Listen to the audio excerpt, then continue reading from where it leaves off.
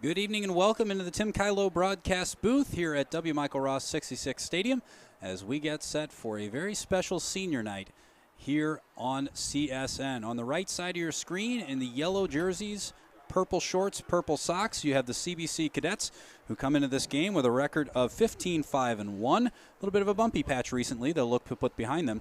And taking the field on the left side in the all-white road uniforms are the Tigers from Oakville. My name is Tom Eichwald. I'll be bringing you the game. Alongside me is Leo Ramos, and eventually we think Mr. Randy Gardner. But Leo, give us a little insight into what we can expect in the matchup tonight. Yeah, a very, very even game. Very similar stats across the season. Both teams averaging 2.1 goals per game, but the Oakville Tigers defensively have been slightly better with allowing only 0.7 goals per game. Historically, though, CBC edges out Oakville Tigers, winning 10 of their last 14. They're on a 6-game winning streak in the history of the matchup, but it should be a good one. You have to go all the way back to 2014 for the last time the Tigers beat the CBC Cadets. And we are underway. Joining us now is Mr. Randy Gardner. Randy, a little bit of a rough patch for the Cadets recently. Some results haven't gone their way. Last game we had was the 5-0 loss to SLU. What's it like for a team bouncing back and kind of going through a turbulent portion of their season? Well, you get in this part of the season and you're getting all geared up these past 3, 4, 5 games for districts, which is just around the corner here. Early shot came in there from Danny Nasinovich, but sails high. Stanger will get a goal kick. And we televised that game with no audio the other night against Vianney. And the team looked really good. They had a lot of spunk, a lot of get up and go in the first half. The second half, they fell a little flat, though. They did what they needed to do to win that game. But as you head into districts, you've got to have a full 80 minutes of soccer. We mentioned it is senior night tonight. We'll be telling you a lot about some of these seniors as we go through the broadcast. We'll start out. Looks like we will have a back four, diamond back four, or back three with a stopper, depending on how you want to say it. Peters on the right, Gertison on the left. As this ball is chipped in, that's Dylan James in the middle with Landon Hartzell providing cover in front of him. Looks like Luke Matchiner dropping a little bit deeper than we normally see him. He looks like he's playing, I guess he's playing out on the right wing, providing the cover. Tom, we've seen a lot of, I don't want to say kick and run because we talk about that all the time, but playing the ball deep, letting these guys run on the ball against teams that have played against us pretty much all year. We've seen that. Interesting. Gertison wide open on this near sideline, but it takes about 4 passes and back to the goalie to find him. It's one of those things when you're not clicking, that ball just doesn't seem to know where it should go. And you lose about 20 seconds in momentum getting the ball where it could have gone right away. Ball is played out. Good defensive recovery by Josh Sayer, the senior defender from the Oakville Tigers.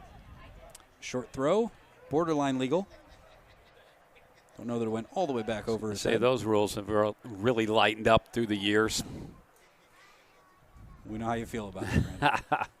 Gertison's cross mishit a little bit, and that'll be comfortable for the Tiger goalkeeper Will Beach, Jr., who comes into this game. He's played 873 minutes, given up 7 goals. It's just an average of .64 goals a game. Same average, in fact, as the second-choice goalie, Dean Siecic. Names are always easy when you practice them pregame, but then you do it the first time. But it is Beach getting the start tonight.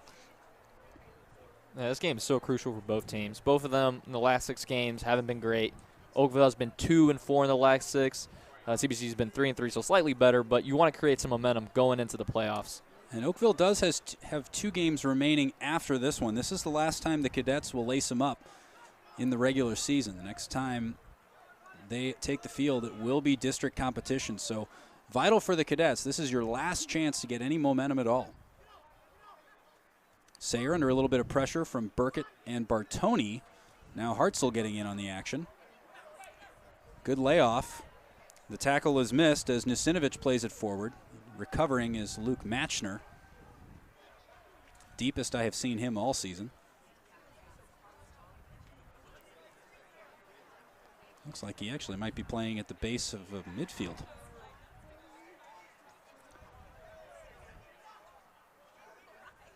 He's led the line for the Cadets so many times this season as the foremost forward But now we're seeing a little bit different side as the Cadets work the ball out to the right and back inside. This is Kaden Smith. Just about 4 minutes gone in this one. Good ball played in the path of Dylan Burkett, who leads the Cadets in scoring. He can't get on the end of it, and Hartzell will recycle. Dylan Burkett has done a phenomenal job this season. As you said, leading the team in scoring, but also tied for the most assists, so he has the most goal involvements in the team. Matchner pokes it ahead. He was looking for Burkett.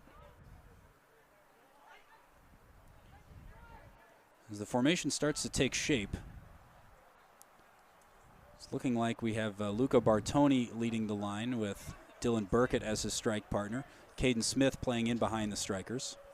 Henry Reinwart in the middle of midfield. Landon Hartzell playing primarily center midfield. I think we have Gertison operating on the left wing. One thing we've seen early here in the first 5 minutes that I haven't seen in most of the games that we've televised is that the team just seems really, really composed, content with slowing the ball down, slowing the pace down. It seemed in those other games they played a touch frantic. You can see them just playing through the midfield, playing the ball back and forth, creating some space, just nice touches, getting their head up. Good turn by Burkett. It was a good following run from Gertison. Didn't continue it, though. Beach has to come out and get his fingertips on it. I think he did. Kaden Smith will keep it in. It was a good intervention, and that will be a corner. Better from the Cadets as Burkett was able to turn his man. Gertison made a nice run inside. I think it was a cross from Burkett, but Beach read it well. Over there to take it, it is Dylan Burkett with the left. Liam Jacober, the first man on the near side, trying to work Luca Bartonius far post. Instead, it's Beach out to grab it. It's a little too close to him. I'll look to throw it out quick. Matchner is out, but beaten to it. Now Nasinovich on the turn. Gertison snuffed it out as Jennifer Lillard is a dangerous player for Oakville, Leo. Yeah, I was just about to mention that. They're really going to try and get the ball to Isaac Lillard. He's done a great job for the team, leading goal scorer and leading assists, 8 goals, 7 assists. You know, he's a dangerous weapon that they have, and they really want to utilize him. There he is. Splits the assistant referee nicely. Played the ball to the left of him, went around the right of him. A little unlucky to lose it. Good play to get in there as well by Gabe Hallstein. It's out for an Oakville throw.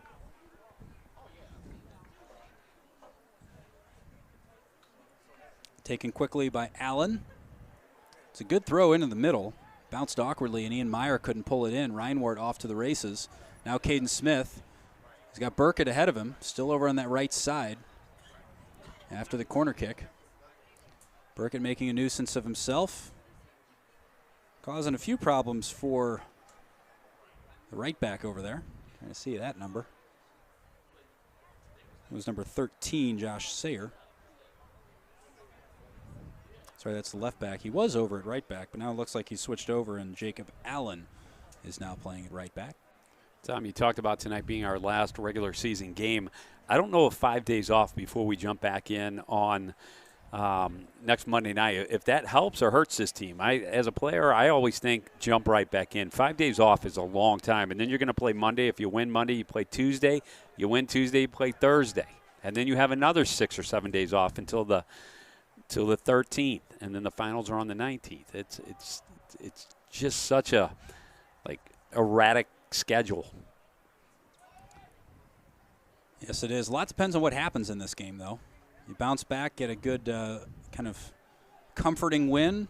You put the rough patch of your season behind you, and I suppose those 5 days are a little easier to take. All played in as Stanger is out quickly to get it. He's got Gertison available to him on his left side. Instead rolls it into the middle where Hartzell receives it.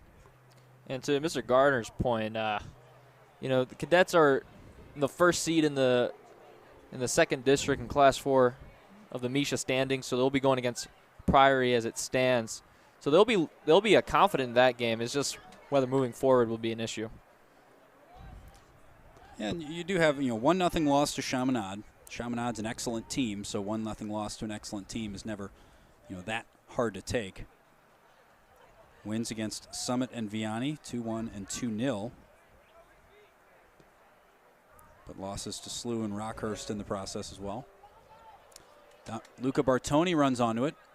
Unlucky he has to slow down for it, but he can hit it from any angle. Right-footed shot is deflected. That's an own goal. That is scored by Pat Drennan as the ball came in from Luca Bartoni.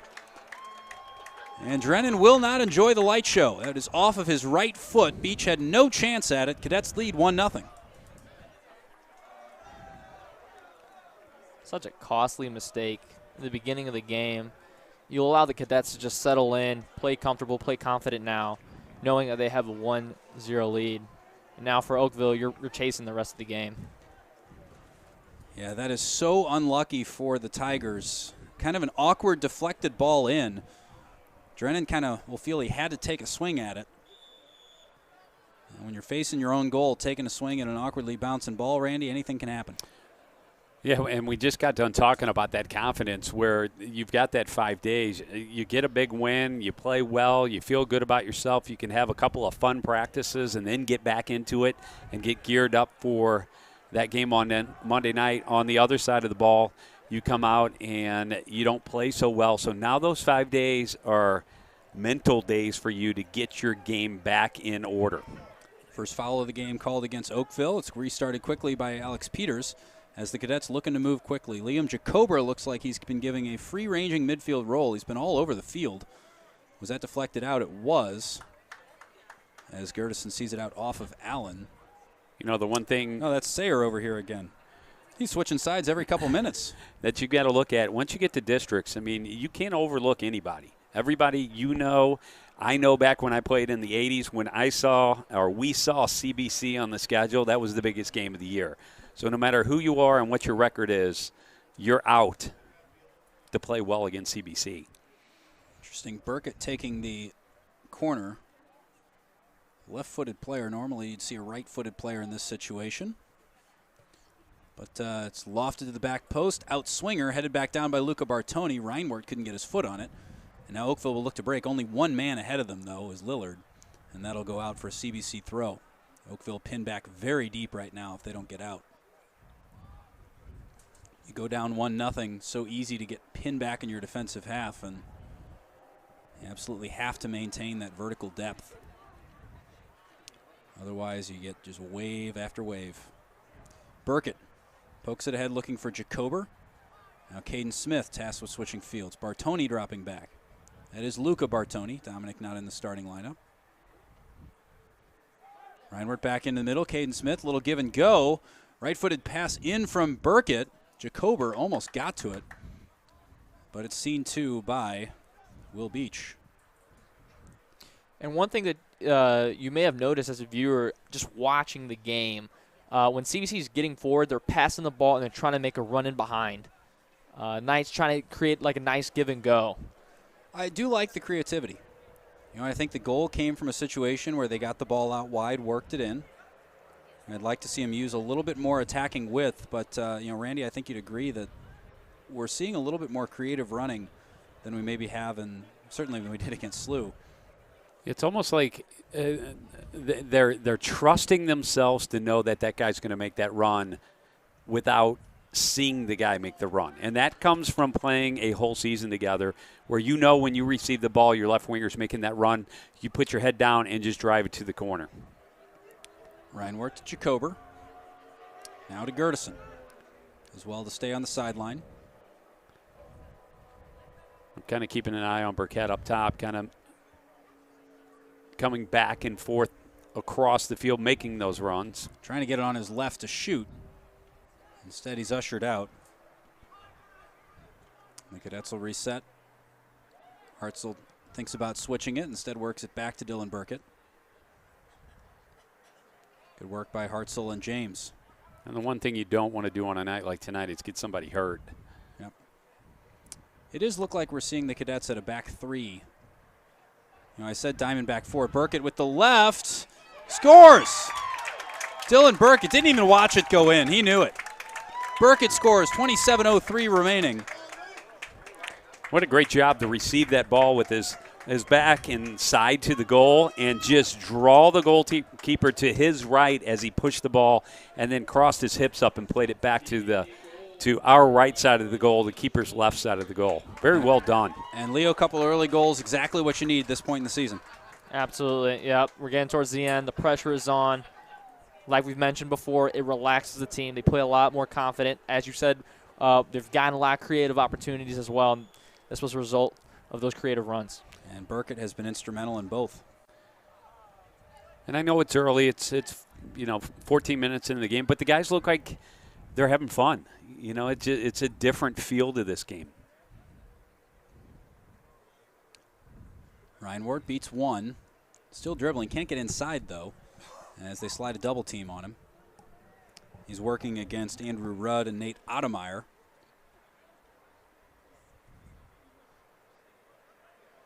Now Hartzell.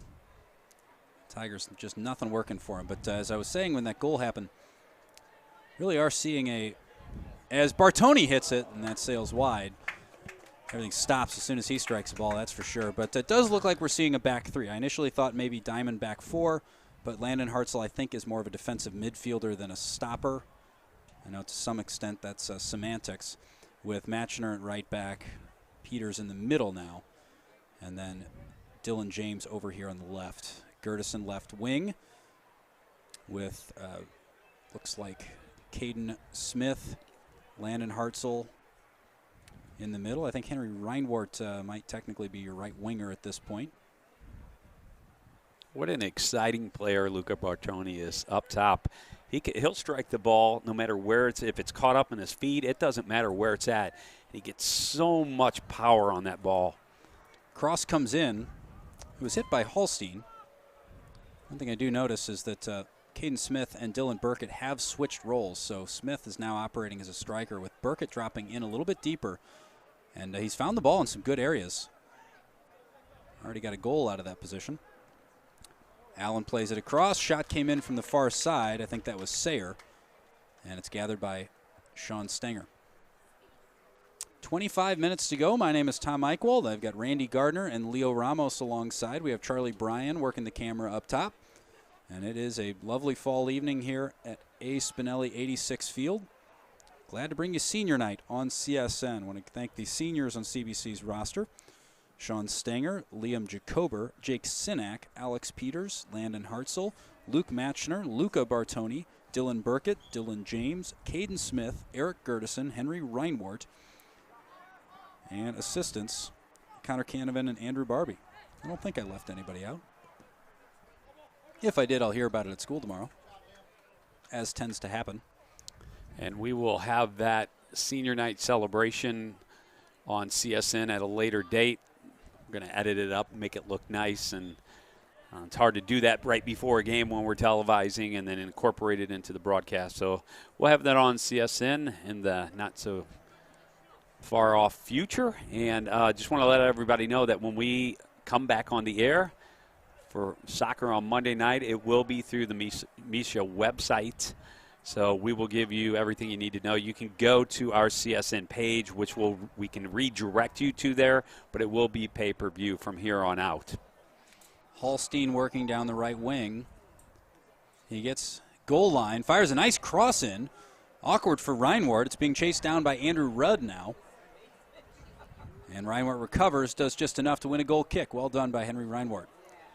Tom, and I know you were happy this weekend. Liverpool played very nicely, shut down Mr. Ronaldo and Manchester United. Played nicely is an understatement. So what's game day like for you? You sit around and you all dressed up in the garb and laying on the couch, or you all fired up? Really. I will be a little glimpse into my life here. One of my favorite things to do. Weekend mornings, Premier League on TV. Cook some breakfast, make an omelet, maybe some sort of egg concoction. Just have the game on TV, eat breakfast, watch soccer, sip coffee. Hopefully not have to take the dogs out too many times. Good ball across. This is Jacober. He's got an opportunity. Can't get his foot on it as Beach gets out, slide tackles him. Great opportunity there. But I do have to ask you, if Liverpool does fall Is it a weekend-ending moment for you? Does it ruin the weekend or? Not at all. Not at all. You know, it's the great Bill Shankly of Liverpool fame. You know, once called, he'd call it football, we'd call it soccer. He said it's the most important of the least important things, which I think is a wonderful way to describe how so many of us feel about this game, or maybe there's another game that you're particularly fond of. It's a great summation of sports. So important to so many people, but at the same time, you got to recognize it's just not that big a deal ultimately. So no, not a weekend ender. Does sound like a great weekend plan, though. It does. Reinwart trying to chase this down. Keeps it in. He's going to get a free left-footed cross out of it. Meets the head of Dylan Burkett and out for a goal kick. I think some of our visiting teams are confused by some of the lines down there. I think he saw that yellow line and thought the ball was out. It's actually the black line around the perimeter of the field, which is a little bit hard to see. But if you haven't been out here to the new field, the A. Spinelli 86 field, it is beautiful. The colors, the lights, it's so much brighter and more electric. While also using less electricity, more efficient. Couldn't resist that one, Mr. Gardner. Awkward ball out from Peters. James had to be alert to it. Now Stenger will get himself involved. Just about halfway through the first half. I should say we have a great view up here from the. I thought you were asking me for something. You were pointing. I'm like, oh. No, I'm looking for the live reads. They're in a folder over there next to my bag. I was going to say we're in the Tim Kylo broadcast booth, a beautiful booth now that it is all our own for right now. It's awesome. We have the refrigerator out. We've got a lot more space. It's a lot more comfortable. And if we need to insure it, we'll call Tim Kylo, State Farm. Can't say thank you enough to him. We appreciate everything he does for him. Tim, as you know, State Farm agent. You can call him at 314-842-4442, or you can send him an email at tim@timkylo.com. He helps put these broadcasts on and support us, and he's been here pretty much all 8 years that we've been in existence. All 1 million views. I was about to plug the million views. Glad you beat me to it as that cross comes in awkwardly, controlled by Dylan James. Stenger had to be aware as they were looking for Lillard, the danger man. I was quite confused when you were signaling the That's okay. folder. I was guessing on the utility that we have. In case you've never been in a press box for a broadcast, there's a lot of nonverbal gestures you have to rely on, a lot of scribbled notes back and forth. Let's try to pull this off. Good ball from Jacober. Is it too much? Burkett's not going to get there as Beach read it well. You saw that run in behind by Dylan Burkett once again, and he was screaming for it. He knew he was behind his defender. Well, I think he's really relishing this role because you have Kaden Smith playing striker now alongside Bartoni, which means that Burkett gets a full head of steam when he reaches that defensive line. And he's doing a great job, you mentioned it earlier, controlling that center of the field. And we're doing a really good job as far as feeding him in the middle of the field, playing the ball, whether it's across the midfield or from the wingbacks to the midfield, and then playing it out wide. Now Bartoni. Nice turn as he beats Allen. Another turn. He's going to get it on his right. Looks to hit every time in that situation, and that is one that he won't put on his highlight reel. He can put the moves on the highlight reel. Yeah, just cut a little bit early. And then maybe edit another shot in. Exactly. See if anybody catches that. He knows he's frustrated, with that. He expects more out of himself. Such a great player. We've seen him score some remarkable goals here over the past weeks. It's just incredible. If you're just joining us, CBC 2-goal lead. First came 10 minutes into the game. It was actually an own goal by Pat Drennan that Burkett and Bartoni created. It was Bartoni who hit a ball that was deflected and awkwardly dealt with by Drennan. Not much he could do as he took a swing at it and went in his own goal. And then just 3 minutes later, it was Dylan Burkett pulling one back, received it with his back to goal. Nice turn, and put it in. And we get a yellow card now given to Burkett. Dylan Burkett. Yeah, it's dangerous coming from behind. And it looks like, I think that's Josh Sayer a little shaken up. Up to this point, Dylan Birkin has had a remarkable night. Just scored his 10th goal of the season, so he's into the double digits now. And he will get a break. Of course, the rule, you got to come off the field with a yellow card in high school soccer. Kaden Smith will now drop back into the midfield as Dominic Bartoni comes in to partner his big brother in the forward 2. Also into the game, I think that's Alex Etzel in the center of midfield. He's come in for Henry Reinwart. Missed that just a moment ago. Where is that, Etzel? It is. But I'd gotten one wrong for a second. Well, and the people who have never listened or watched one of our games, we are a million miles away. So if they're wondering why we're questioning some of the players, even though we know them very well, we see them every day, we teach them every day, we're a million miles away. And maybe it's age, Randy, but these numbers get smaller every year. You talk for yourself. We're going to have Leo start spotting for us. I think I've learned that I need glasses. It's pretty hard for me, too. Don't say that, Leo. The look of the uniform. I know the feeling. The look of the uniform tonight reminds me so much I can envision the state championship when they're all piling on top of each other. This was the look of the uniform. It just it brings back memories. That was back in 2018 against DeSmet in the final. Yeah, I think these long sleeve yellows have been a part of a few state championships.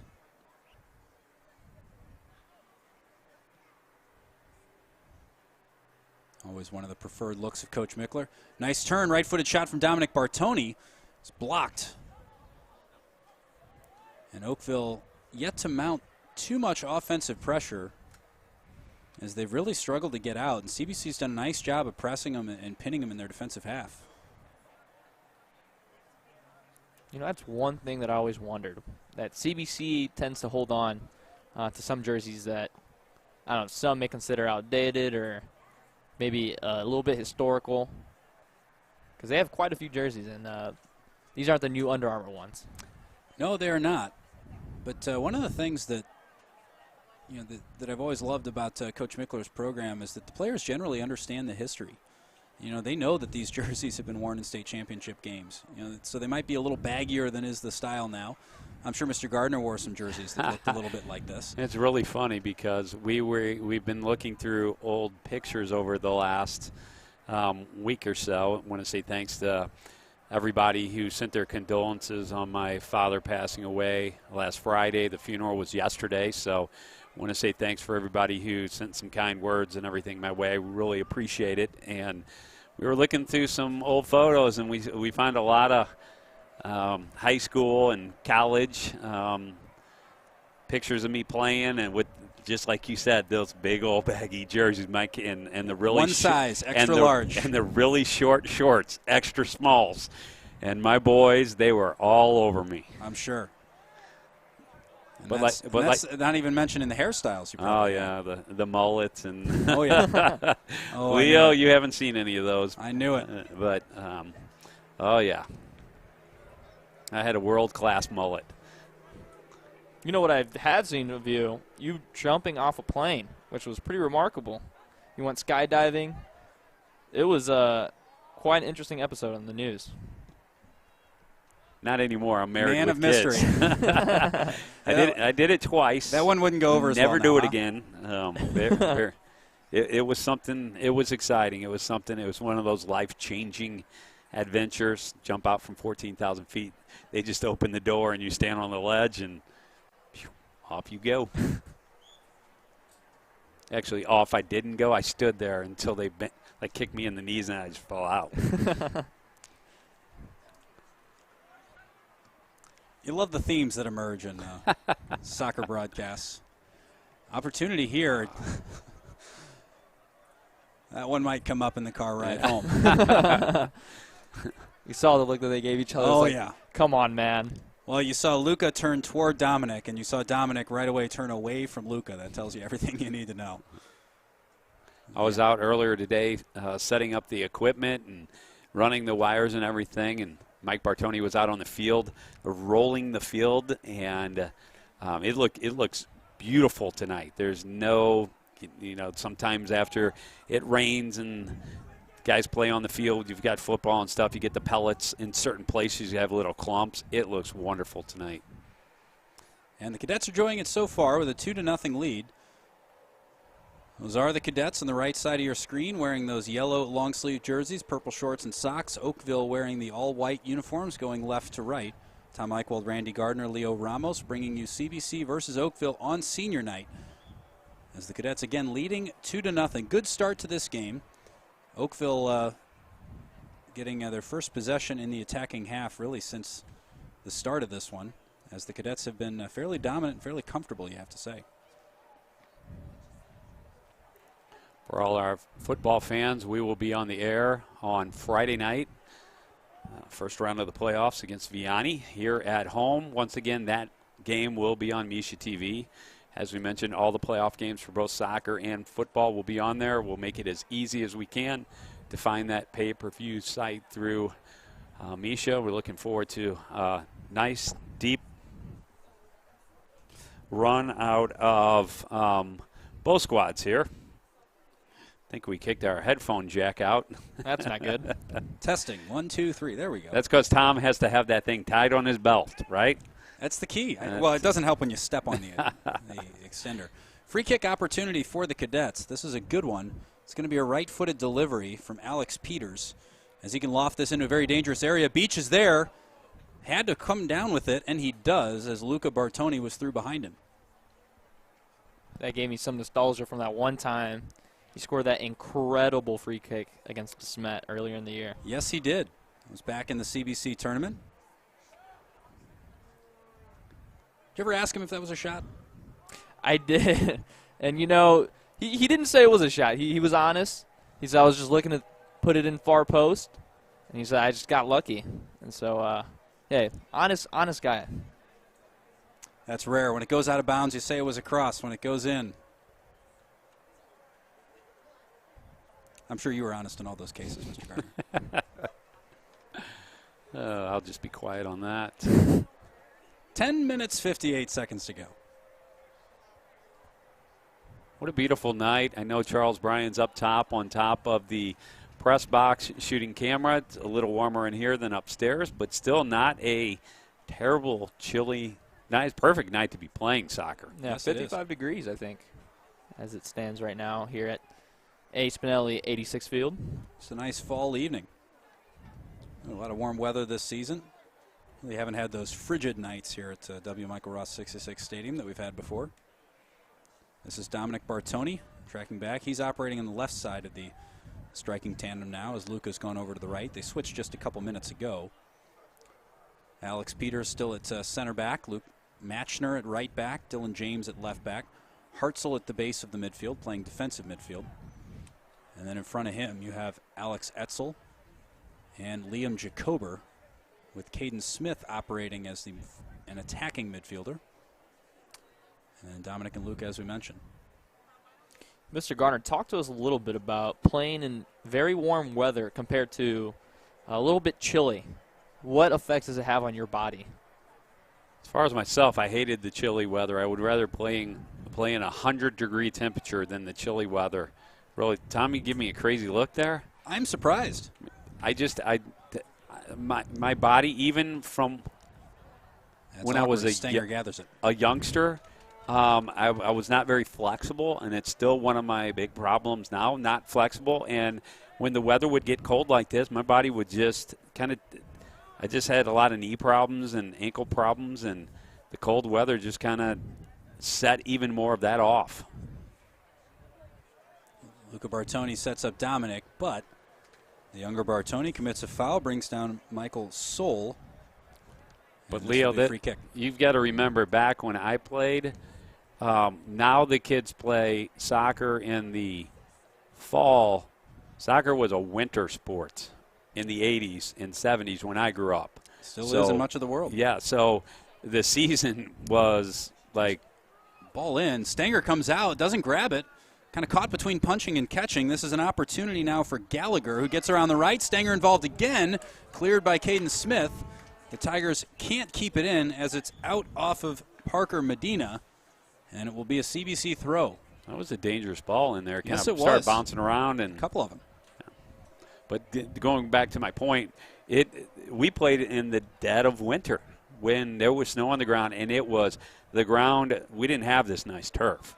We played on grass. Well, I don't even want to say grass fields. Everything around town was dirt, frozen mud. And once you played in it and it was soft, it'd create the big craters from your spikes and stuff, and it was horrible. So it was a much different game. Almost like dribbling a football around on the field. It would just bounce everywhere. Peters is going to usher this one out. It'll be a CBC goal kick with 7:43 to go.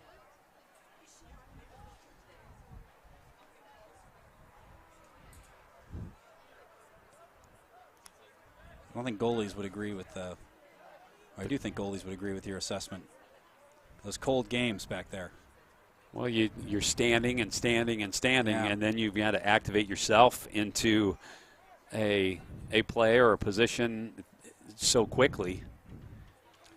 It's almost like football, when they have the TV timeout, those guys, they stand, and sometimes they're standing for 3, 4, 5 minutes and then expected to engage right back into physical play like that. Just a clarification that this is American football for some of our viewers who may be confused. I'm not sure we're getting European viewers. Well, you never know. Yeah. If you do look at what's interesting is, now I stepped on the headphone jack. Everybody's stepping. Leo, you want to get in on this? What's interesting, if you look at our viewership stats, you will see Brazil, you'll see all over the world will have little sporadic spots of people who will watch some of these games. It's really interesting. Potentially dangerous area here. Joey Effinger for Oakville has a free kick. That's on the far side, right about the 18-yard line in the football numbers. He's going to drive this in. And Stanger commits, backtracks, that sails out. Wasted opportunity for the Tigers. Yeah, I was going to say, when you have an opportunity, whether you're down 2-0 or you're up to 2-0, that ball, you've got to do something. Just put it in play anywhere. 5:58 remaining. We want to say thanks to the folks at Mercy Sports Medicine for continuing to take care of our student athletes. Mercy is ranked as a top-tier Catholic health system nationally and offers the highest quality health care for students and families. We know that firsthand here at CBC. Athletic trainer Kristen Jeans and the team at Mercy take great care of our young men. To learn more, visit www.mercy.net. Luca Bartonius turns upfield. Nice ball through to Kaden Smith. Great ball, actually. Kaden Smith is going to keep it in, and it's out off of the – no. Okay, Kaden Smith did not keep it in, so it will be a goal kick. And we got off on some strange tangents there in the last few minutes. But, Randy, what have you seen in terms of the balance of the play while we've been reminiscing? I think CBC is doing exactly what they need to do to be successful. We've seen it in spurts in prior games. In that last game that we did not announce, but I was here shooting cameras, and we just showed the game against Vianney. Like I said, we played really well the first half. The second half we had spurts of 1 minute, 2 minutes, and 3 minutes or so where we played really well. But consistently tonight, we've slowed the game down. We're getting our head up. The one thing I think right now that tends to happen in a game where it's 2-0, you start to get a little excited. You feel you got the game under control, so you hold on to the ball a little too much. You're trying to make that extra move, maybe get that spectacular goal or whatever. Luca Bartonius comes back, takes it off the foot of Parker Flens. That shot, I think, caught a deflection as Beach gathers it. I was going to leave you there for the call of the spectacular. I was waiting for him to light that one up. He tried. I don't think he connected with it quite how he wanted to, and then it was deflected anyway as Gertison commits a foul. This will be another free kick for Oakville. I liked how the referee there waited for a second, see if they had advantage, and they didn't, so he blow it back. Most common way for an official to annoy players and coaches by not letting play continue. So anytime you see an official who's not rushing to blow the whistle as soon as he sees something, that is always a good thing. I think one of the things that confuses left-footed driven ball headed down by Gertison. Danger still not clear as Jacober backtracks to get involved. Now James steps up. Dumped back in by Gallagher. Off the head of Soul. Finally cleared again, and Luca Bartonius trying to turn. He's going to need some help from Kaden Smith as the Cadets will slow it down. Sorry, Randy. No, I was just going to say, I think it confuses the fans. That's where you hear it most from the fans who don't understand. I like when when they're letting the play on, you like get your hands up and kind of just like give some kind of motion. I think that almost settles the fans down, because that's what starts to rile games up when the fans start to get maybe too involved in the yelling, and then the players get all fired up, and then the referees, feel maybe they have to appease on one side or another or whatever. But I think it really is settled down when the referee uses speed of Luke Matchiner. Wow. He hits the crossbar. Wow. Luke Matchiner all the way from right back using his speed. Drives one in with the right foot off the crossbar. Now, Leo, we'll let you do the investigating tomorrow at school on whether that one was a cross or a shot. I look forward to hearing the report. I'm going to say cross. I'm going to say cross. Yeah, I would agree as well. But what a great run, all the way from the 10-yard line, 90-yard run. He's got that speed and that stamina. On the other point of what I was saying earlier about, hey, maybe you get caught up in trying to dribble too much and do some things that you wouldn't usually do, it also can create some positive things because you'll do things like that maybe you wouldn't do in another game, and you're like, hey, this might work, and it gives you that little bit of confidence to try it in a game. And that is retaliation from Liam Jacober. He was brought down just a minute ago, didn't like it, and he brings down Muhammad Al-Kanani, and that will be a yellow card for Jacober.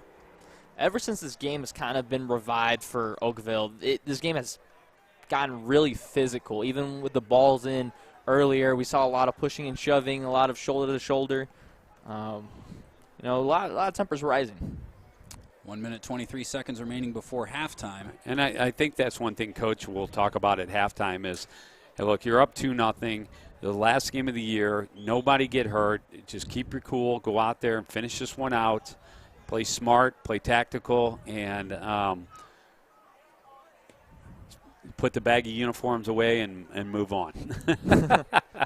Peters plays one in the path of Kaden Smith.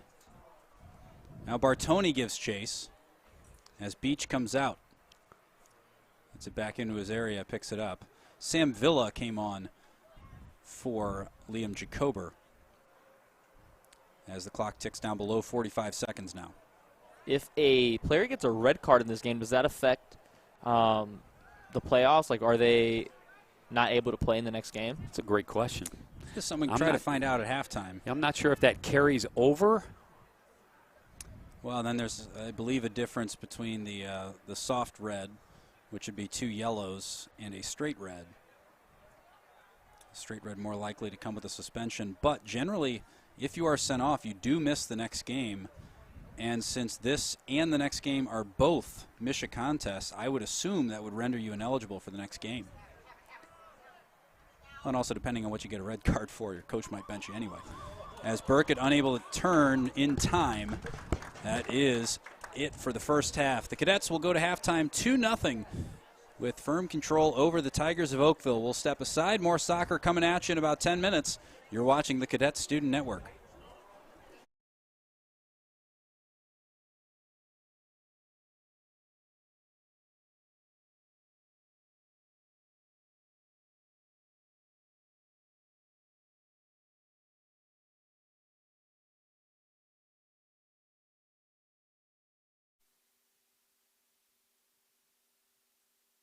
At 314-842-4442 to see how Tim can save you money on your insurance.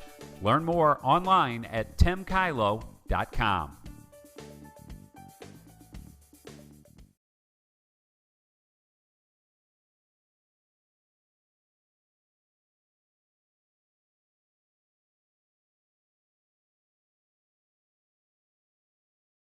CBC alum and State Farm agent Tim Kylo is proud to be the presenting sponsor of the Cadet Student Network. For more than 25 years, Tim and his team have helped their clients protect what is most valuable to them. Whether it's home, auto, or business, CBC Alumni Hall of Famer Tim Kylo prides himself on his commitment to the CBC community, and he can help protect you and your family too. Give them a call at 314-842-4442 to see how Tim can save you money on your insurance. Learn more online at timkylo.com.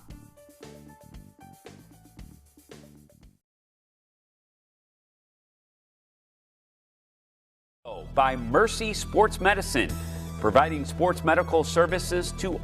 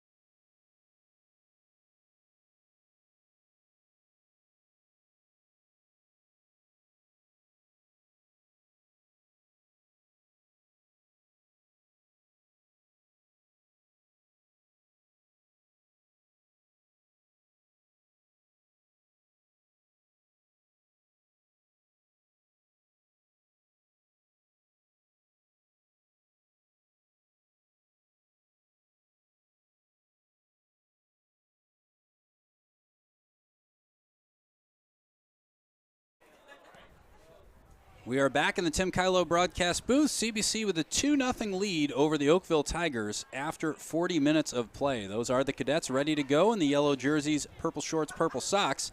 And the all-white clad Oakville Tigers will be taking the field momentarily. They'll be on the right side of your screen going right to left. My name is Tom Eichwald. Alongside me is Leo Ramos and Randy Gardner. Leo, what are your thoughts? How are you feeling after 40 minutes? You know, it's a pretty entertaining game. A lot of chances created, but more for CBC. They have been very well in their defensive side. And for most of the, at least the first 20 minutes of the game, CBC had the ball at least 80% of the time in Oakville's field. So they've been very well keeping their lines high and just staying very solid defensively. And, Randy, let's switch sides for a second. If you are the Oakville Tigers, you haven't had much in the terms of sustained possession. The game has been played probably 70 or 80% in your own half. What do you do to try to break out here?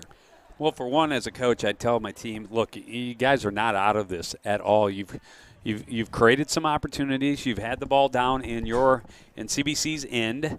I would say just continue to try to win the midfield. It's something CBC has really controlled a lot of today.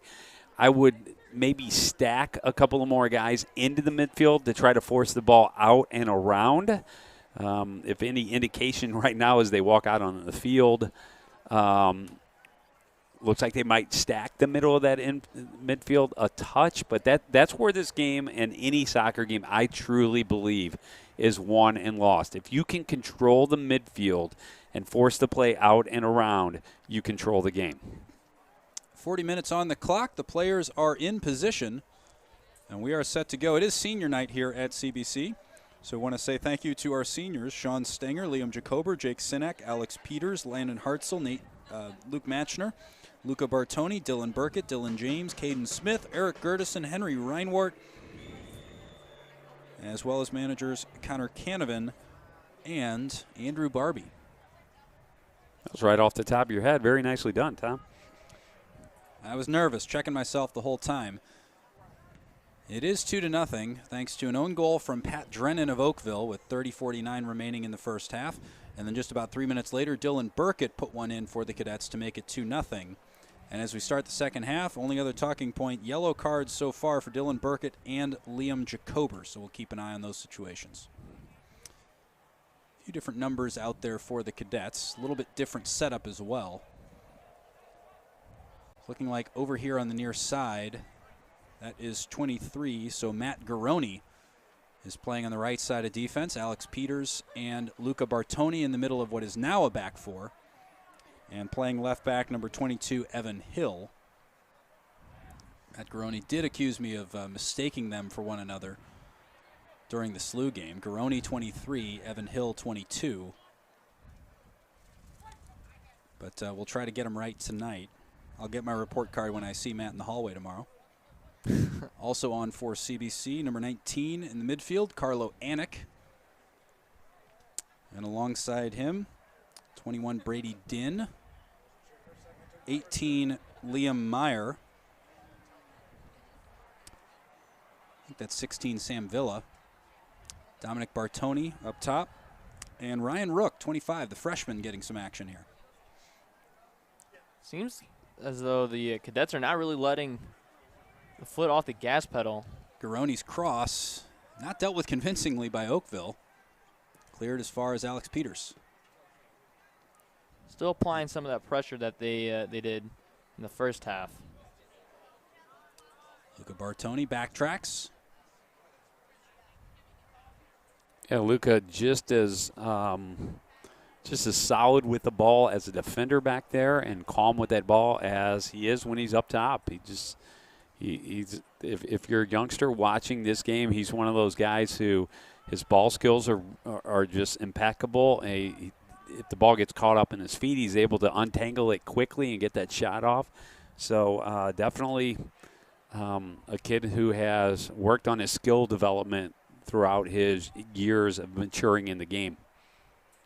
Brady Dinn now for the Cadets, trying to attack from the left.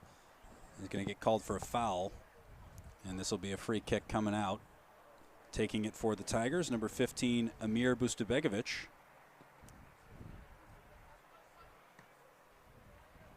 And again, they're unable to get out of their own half. Dominic Bartoni, nice flick to Sam Villa. Villa cuts it back onto his left. Can't quite get the shot away the first time, does second.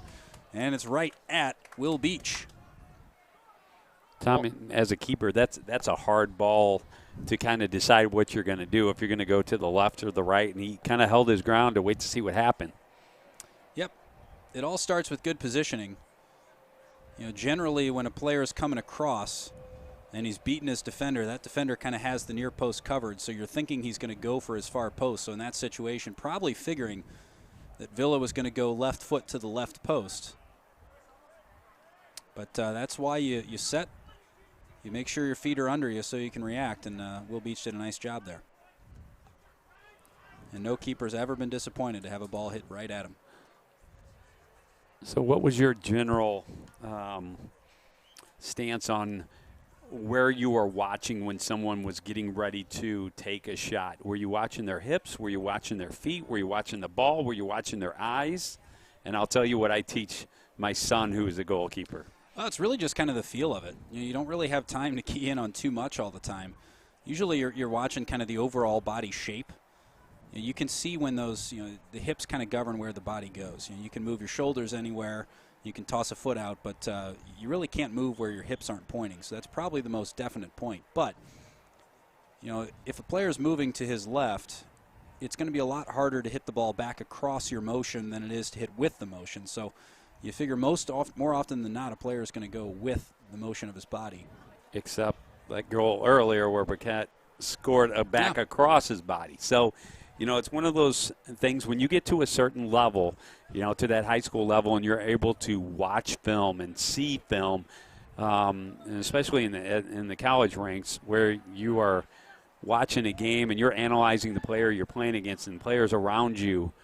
Those are little things that you start watching. Does that player tend to go to his left? Does it go to the right? And those are things actually during the game that a good player will start to pick up on. And that's a right-footed shot and a goal by Kaden Smith.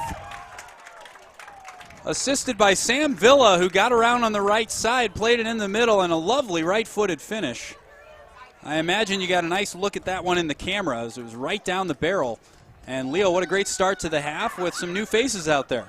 Yeah, absolutely. As I mentioned earlier in the half, they are not letting up. They are creating these triangles for passing lanes and making overlapping runs. This creativity has allowed so many opportunities for the Cadets, and it ends up being a goal.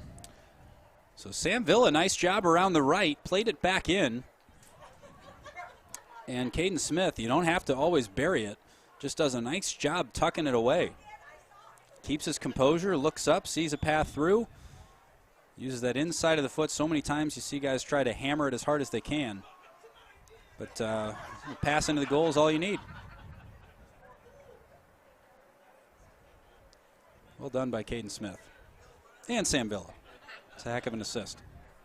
Good way to start the second half. And we talked about that 5-day rest that the Cadets are going to have before they play their first district game, which will be Monday at 5 o'clock here at CBC. We'll have that on the channel, which will be broadcast through Misha TV. And then the winner of that game will move on Tuesday to Lafayette at 4:30 in the afternoon. That's something different for us, a 4:30 game. The early start times. And then 5 o'clock on Thursday if we win that Tuesday game. You mentioned the system that Coach Terry Mickler has installed into this program. It allows for creative play, which we have reiterated before, and that's something that good coaches they allow their players to play to their strengths, play freely, play with some nice fluidity. If you're a big soccer fan, you know that the U.S. men's national team kind of have a struggle in finding that free flow within their game. Yeah, and it's the identity of a team is so important, and it's something that you really can't just establish at the start of a season. When you get a professional team that has some of the same players for 6, 7, 8, 10 years, you look at soccer, you can have a player for 10 years. He breaks through until when he's 24, becomes your captain at 30, leaves at 35. Like, you can have those runs. When you're a high school, you've got guys for really you have the same team. The turnover every year.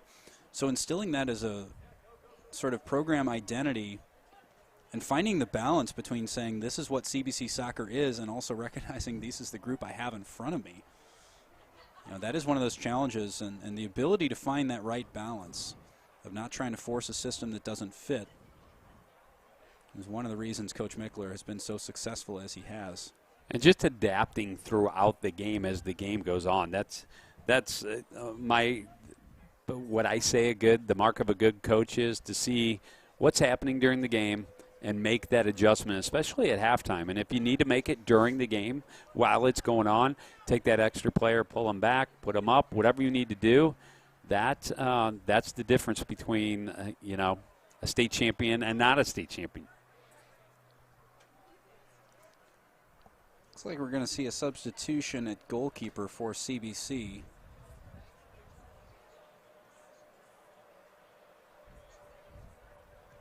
Is that George Stanger's Gaylor? Going to get a break. It's either Gaylor or Mick McLaughlin. We'll know when we get a look at the number on his jersey. Yeah, both have done remarkable jobs filling in for Sean Stanger when he was a little bit ill. George Gaylord hasn't allowed a goal yet in the season, and Mike McLaughlin only one. Here you can see Sam Villa trying to cut it onto his preferred left foot. Joey Effinger did a nice job of holding his ground. And that time Bartonius brought down, so it'll be a free kick to CBC, a chance to drill one in. Not very often Luca walks away from the ball on a free kick, but looks like he's going to go up top, look for the head ball, Peters.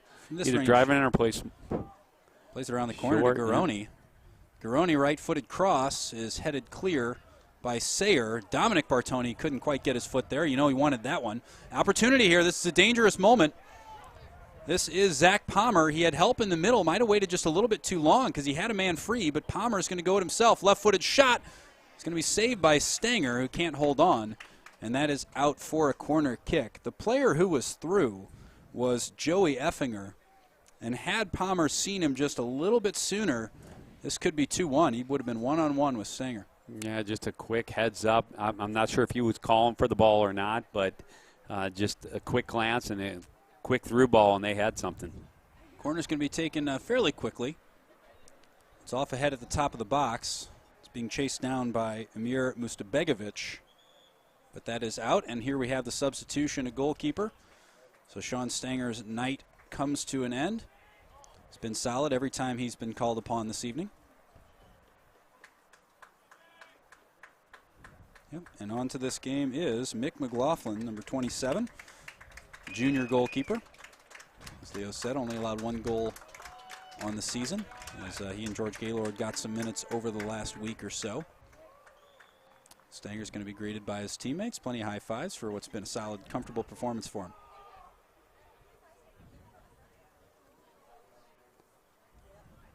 Left-footed shot is deflected, and McLaughlin out to grab it. I was going to say, as far as Oakville right now, you've got a keeper who has just came into the game, didn't have much time to warm up. Just light it up, try to make a save.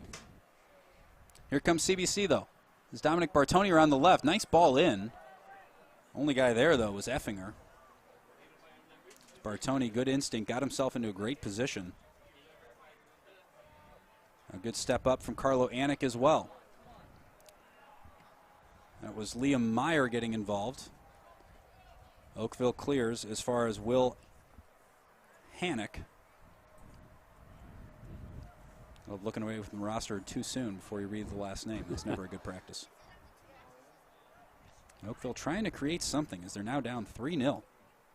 They're doing a good job here in the second half, slowing the game down, moving the ball around, controlling it. A lot more opportunities so far in the second half, and that's what we talked about as we came into the second half, is that's one thing they needed to do.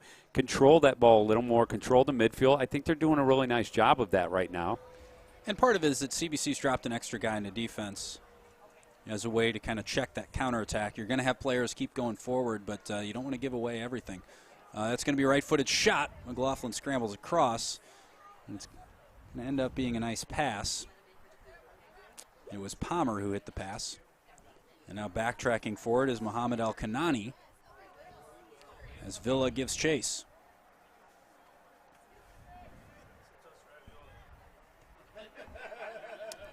Peter Medina tries to put one in the middle, but it's dealt with by Brady Din. And all the way back to Will Beach.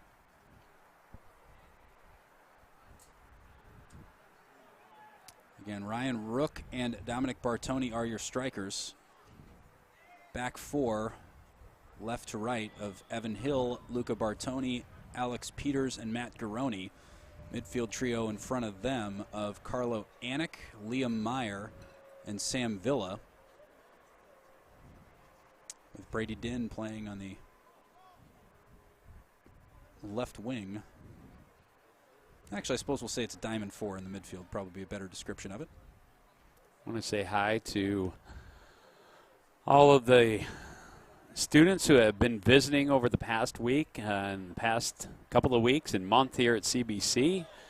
If you'd like to stop by and see what we have to offer here at CBC for your son, you can go to beacadet.org, and you can come by and visit anytime that you would like. We have our open house coming up in a couple of Sundays here. That's a great opportunity for you to stop by and see CBC. There's so many things: academics, athletics, STEM, broadcasting, esports, you name it. Something for everybody here. Fortunate bounce found its way to Dominic Bartoni. Good step up by Carlo Anik as Rook tries to get on the end of it.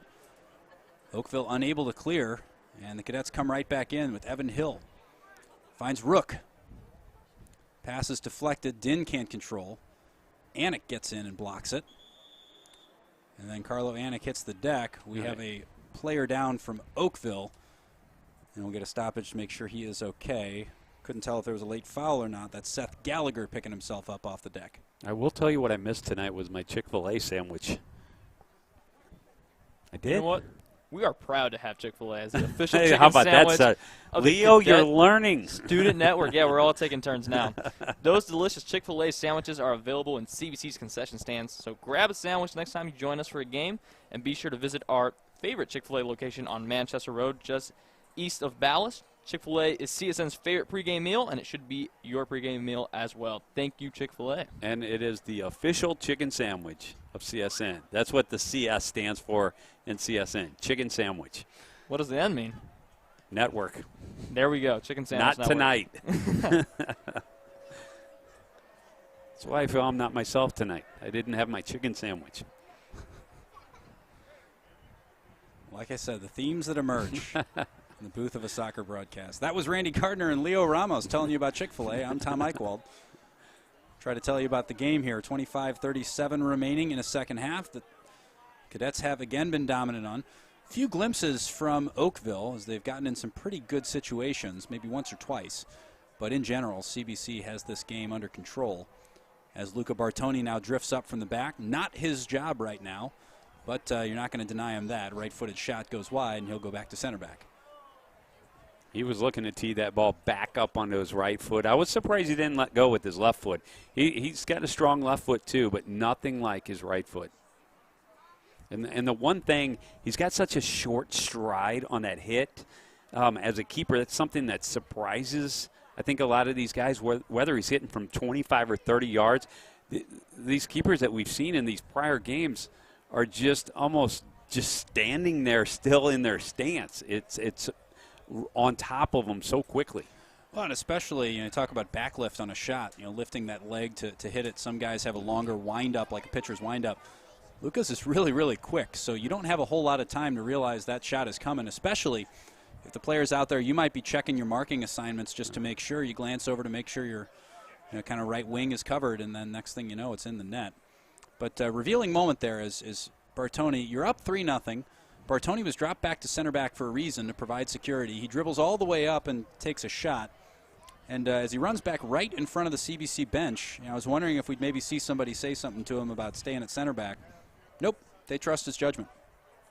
If he sees an opportunity, coaches are going to say, take advantage, we trust your judgment, read the situation, do what you think is best, which shows the maturity of Luca Bartoni and the understanding the coaches have of his talent. And also when you have someone like Peters back there who has a lot of speed, a lot of knowledge on just cutting down angles of the play. He does that wonderfully.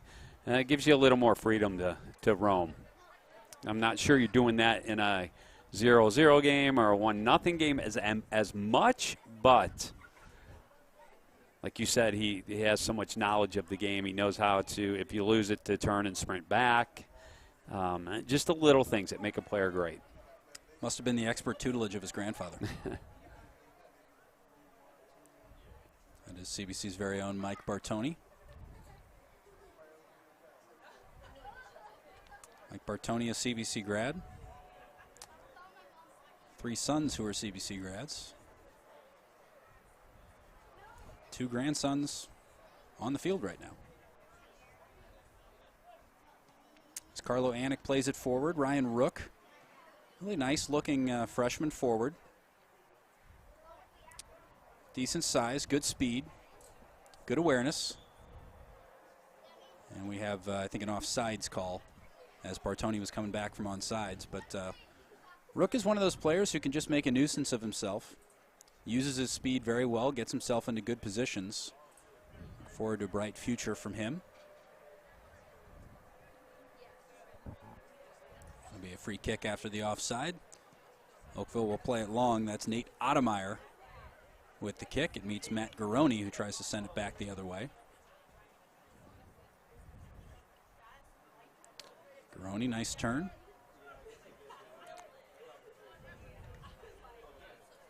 And that's out off of Oakville. 22 minutes, 4 seconds to go. Folks, if you're a fan of CSN, you have definitely heard of us. Mention our friend, State Farm agent Tim Kylo. It's time to give Tim a call and let him help you save money on your insurance. We're talking home, life, boat, anything.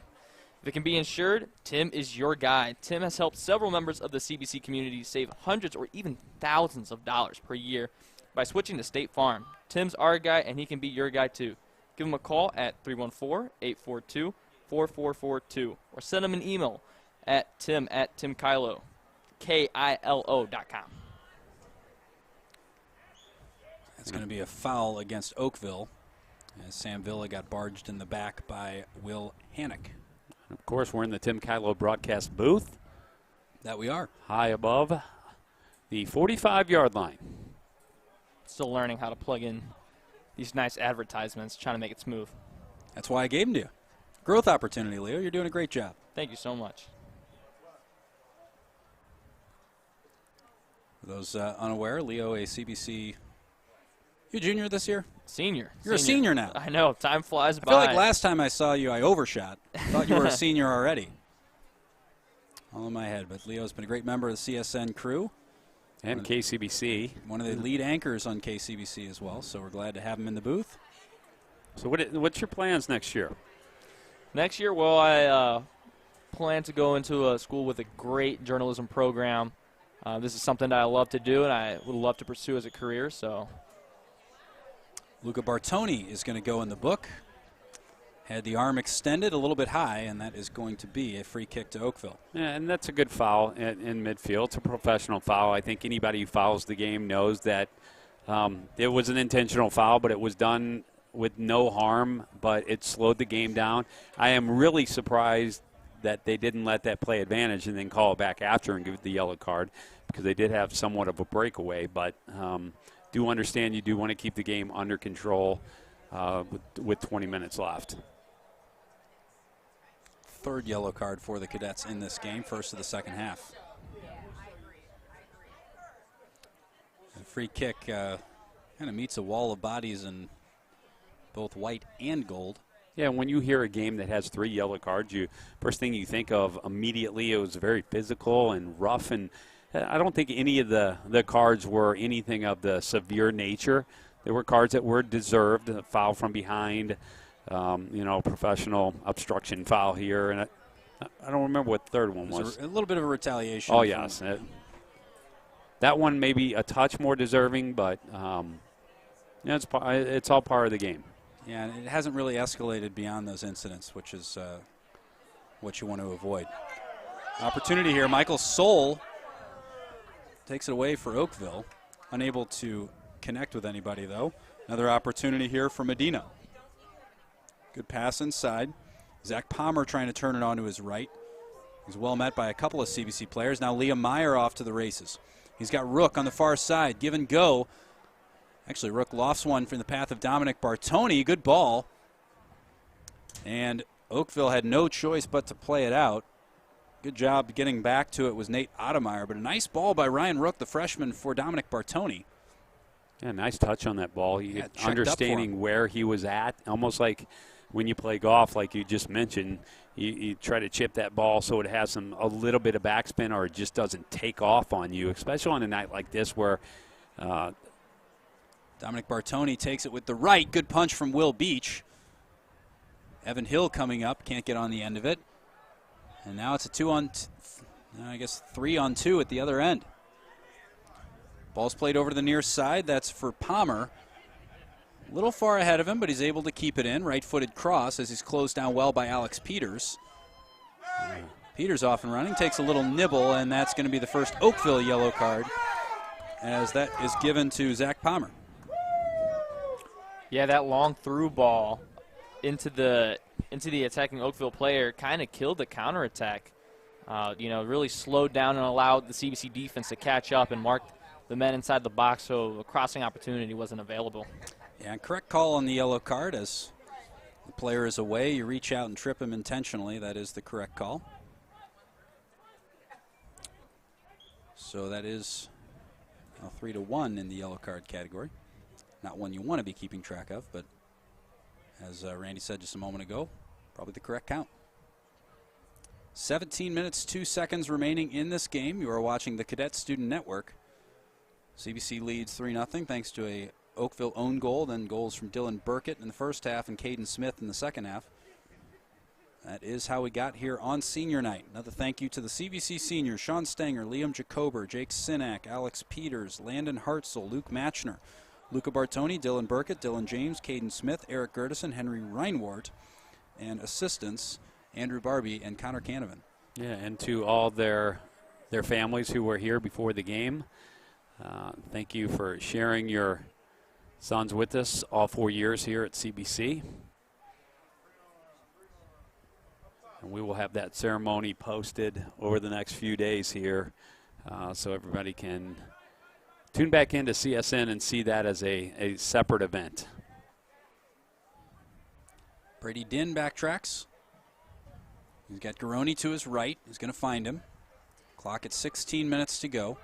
Dinn being closed down from the backside. A little bit of a heavy touch. Ryan Rook back to help him out. Good awareness again from the freshman. Dinn tries to play it ahead. Good persistence from Brady Dinn. One thing we have not done yet this year is gone down onto the field or been on the field when the game is offsides called against Danny Nusinovich. Being played when it's per se below 50 degrees like it is tonight. We're hovering around that 50 degrees where the ball gets a little slick, the turf gets a little slick. With this being new turf, I know the old turf got really slick, but this has a little bit more fullness to it. So I'm not sure how – we haven't seen anybody really slip out there tonight. This is Rook. Right-footed cross. Gets all the way in. Almost got to Brady Dinn. Good clearance in the end by the Tigers. Nice ball from the right side by Ryan Rook. And good idea from Mohamed El Kanani as he was trying to find Nusinovich. Another keeper change. Yep, looks like George Gaylord going to get a few minutes for CBC. Checks in with the official, which you have to do as a goalie. If you're just tuning into this game, the lineup may not look familiar. Seems like Coach Mickler is trying to get a rotation in, getting his younger guys some experience. Depth is really important, especially in soccer, with injuries and a lot of outside factors that could limit the roster going into the playoffs. And it's a good point. And Mr. Gardner, I'm going to give you a little buy or sell here. Are you buying or selling this line? CBC had the starters out there. They gave them a very nice performance. 3-0, no negatives. Pull them off, let that positive sustain them for about 5 days, and just let the regular season end on that stretch of play. If I'm a player, I don't want to come off. No. At all. I want to stay out there. I want to play the entire game. I'm going to, in 5 days, I'm going to be playing the entire game. I want to be out there. I want to experience this. I do not want to sit on the bench.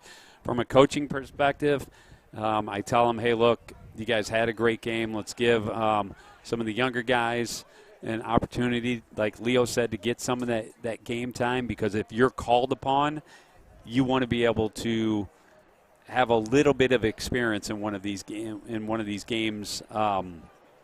And so I can't really say it's right or wrong either way. I think both mindsets are perfectly fine. But as a player, if I'm a starter, I want to be on the field all the time. Ryan Rook still causing problems on the right side. Joey Effinger went down there for Oakville, holding his knee, but he's back up. Not comfortable, but he's upright. Parker Flens with the throw-in. Hopefully that is one that Effinger will be able to run off. 12 minutes, 48 seconds to go. You know, we talk a lot about the respect amongst not only the coaches within the MCC, but throughout all of the St. Louis high schools, public or private. And a lot of these players, they play together through the year on club teams. A lot of these guys who play against each other in high school are actually teammates on club teams. So there's a lot of mutual respect. And I know they all want to win. They all play hard. But at the end of the day, I think when you see them shake hands in the middle, they leave with, hey, we're all out here trying to do one thing, and that's play good, develop into better players, and win. And we have a stoppage of play. This time it's to make sure Effinger is okay. Mentioned that he was a little slow getting up a minute ago. Looks like he can't continue. He sat down, which is the universal sign of let's stop play for a minute, as Andrew Rudd is going to come into this game. You know, no fatal injuries, just a little banged up. Little fatal. That's good. That is certainly a good thing. Yeah, fatal may have been a little bit too extreme, but you know, some players getting banged up here and there. But seems like he's walking off all right, which is a good sign. Yeah, sometimes you just get that cleat to the top of the foot or the side of the foot, and those things can last weeks. In the case of a joint, you get that a little bit of stretch too far. You know, it's even hopefully it's nothing serious for Effinger. Of course, the older you get, the longer those take to recover from.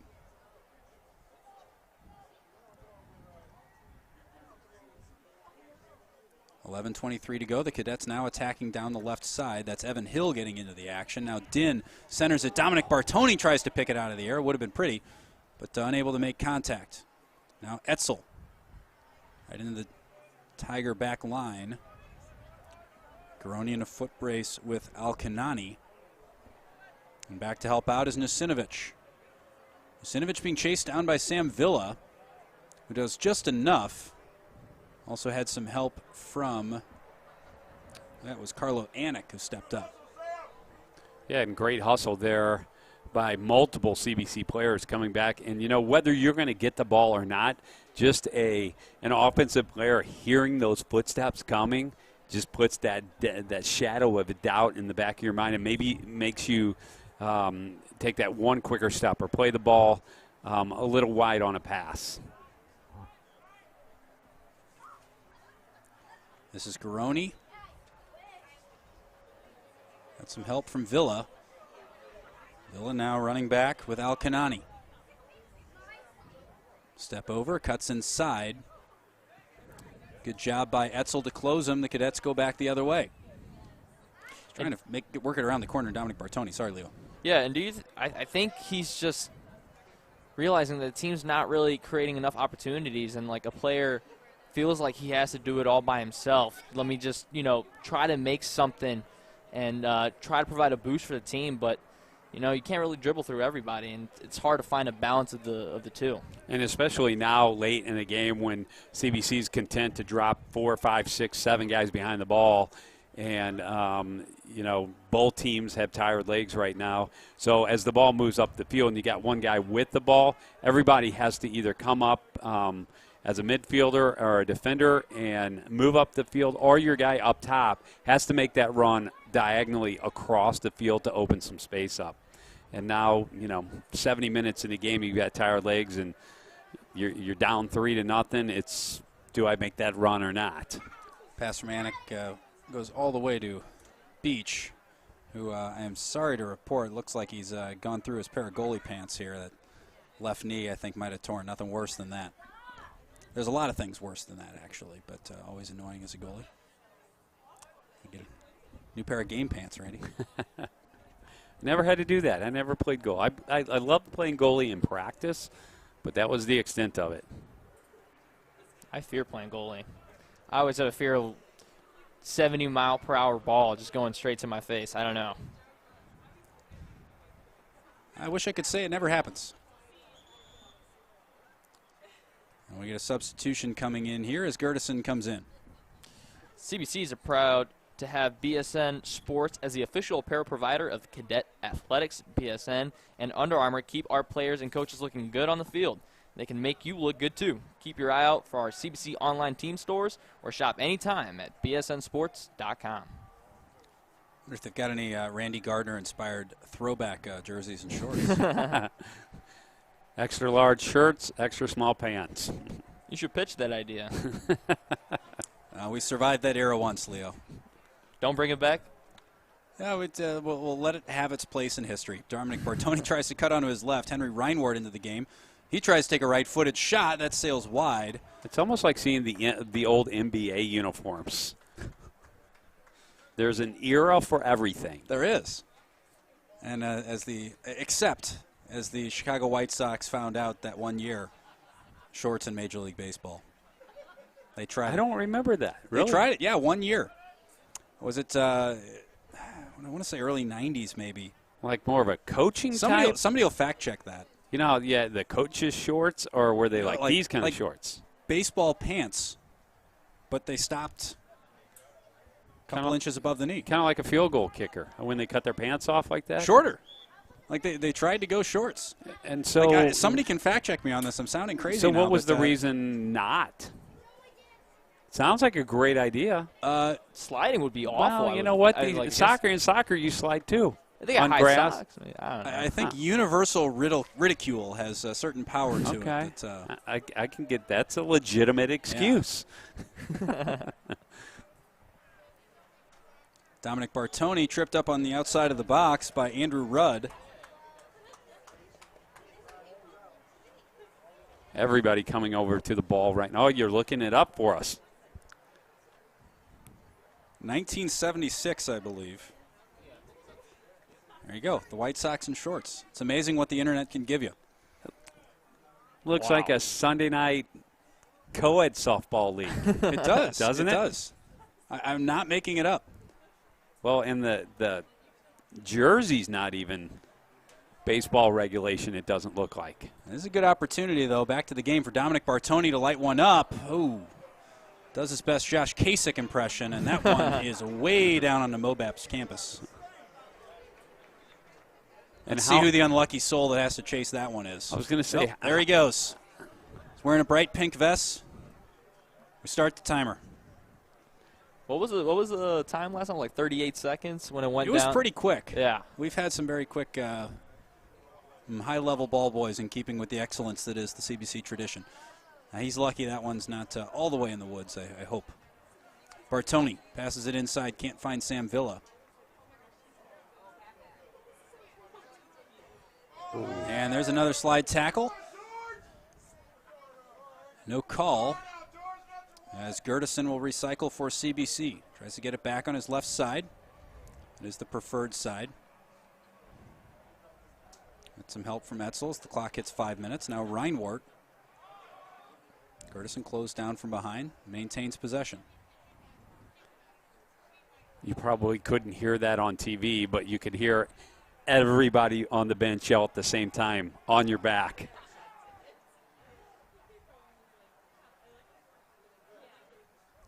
This is Dominic Bartoni. Nice turn, right-footed shot. Good save by Beach, down quickly to his left. Didn't quite get the connection on he wanted, I don't think. Nice touch to bring that ball across his body and put it in a shooting lane quickly. It's a couple times now that first touch has been outstanding from Dominic Bartoni. Just couldn't quite get the connection he wanted on it. Now this is Luca backtracking. Puts his foot on it, turns back upfield, and connects with Etzel. They work it across to Henry Reinward on the left. Nice diagonal movement to switch plays. As Reinwart looks ahead of him, looking for Rook, but it's Bartoni who gets there first. He stops it.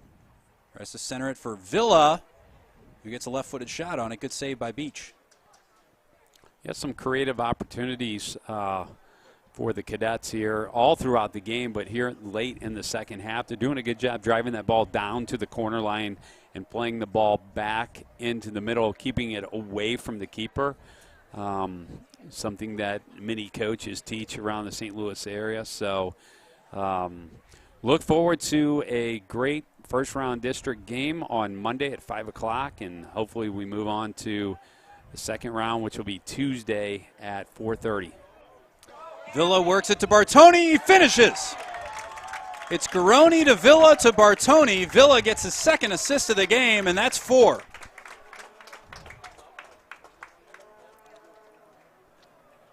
Lovely finish, and Leo, just what a great move that was. Yeah, great passing as well. Nice little chip. You know, he had a lot of confidence in that shot. And if you're a CBC fan, you must be very pleased with how these young men have been performing tonight. They have definitely provided some confidence in the future for this program. And Tom, you know, we talk about that confidence and going into these 5 days. There's nothing better than scoring like right at the end of the game. You go 15, 20 minutes without scoring a goal, and then the game's over. Feels so much different than scoring with 3 minutes left in the game and putting that fourth one up or fifth one up. And it's just such a different era of confidence. Well, it seems like it was just a couple minutes ago we were maybe seeing some new players out there, or seeing at least some new players out there, maybe some unfamiliar passing combinations, maybe hard to find connections. They've done that in the last few minutes. Rook tries to turn and take one, but scuffs it. Yeah, that goal provides some insurance for CBC Cadets, but you know who also provides insurance? State Farm agent Tim Kylo. Cadets fans, are you protected? Call State Farm agent and CBC alum Tim Kylo for all your insurance needs. Tim is more than just the best insurance guy in town. He's also the presenting sponsor of CSN, and we are incredibly grateful for his support. Call Tim at 314-842-4442 or send him an email at timkylo.com, Kilo. Tom, that makes up for the fatal comment. It does. It does. The score is We're giving you the Segway of the Game award goes to Leo Ramos. Thank you. Oh, the crowd liked it down even in the front crowd. of us, too. Yeah. I'm working on crowd my pleaser. working on my transitions. Yeah.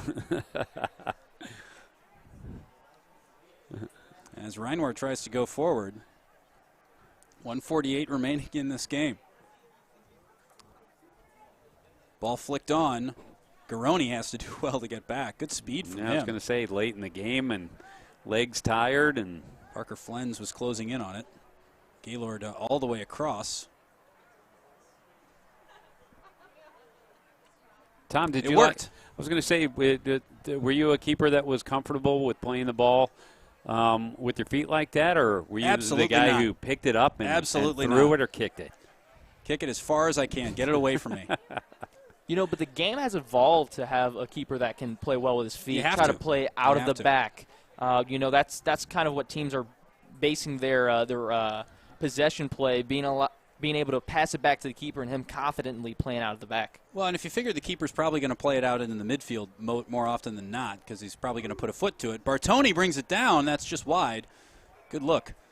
Saying the keeper might have saved it, but even if Beach did, he wouldn't take credit for it. Actually, he's lining up. Is he lining up like it's a corner? Always an awkward moment. You want to take credit for the save, but you'd like the goal kick just a little bit more. But going back to it, I mean, if you know a keeper's only got a right foot, you know which way he's going depending on his movement out to the ball, so you can kind of slide your press over and be there. But if you got a keeper who can work both feet, that is a huge asset. I have never been, and never will be that keeper, though. Wasn't there a keeper in the 90s? I think it was a Colombian keeper who was just like dribble. Rene Higuita, I believe, is who you're referring to as this one goes over. One last chance perhaps for Oakville. That is just wide from Parker Medina. That'll be the last kick of the game. As you just got the Rene Higuita reference in. There we He go. was Colombian in the 90s. Very good. He had the famous scorpion kick. But that's going to do it. The Cadets get just what they needed, a convincing win, 4-0 in a game that was really comfortable for them all the way. And, Randy, safe to say that's a much better 5-day layoff after that one than it could have been. Yeah, definitely. You go in with all that confidence. Again, 5 days is a long time. Have some fun at a couple of the practices and then get right back to it and come out Monday 5 o'clock, and then hopefully we'll see them back on the field Tuesday at 4:30 and then Thursday at 5 o'clock. All those games here on CSN, brought to you through Misha TV. So to keep an eye out. We'll get you to where you need to be. And Leo Ramos, you ready for some playoff soccer? Oh, I'm more than ready. I'm excited. Absolutely. That's going to do it for us. Want to thank you all for joining us. CBC wins 4-0. Started off with an own goal by Pat Drennan, then Dylan Burkett, Caden Smith, and Dominic Bartoni. Added 3 more to make it 4-0. And that is the end of the regular season for the Cadets. Next Monday, you'll want to be back, so be sure to check CSN. For Leo Ramos, Charlie Bryan, and Randy Gardner, I am Tom Eichwald. I want to say thank you one more time. Hope everybody has a great night.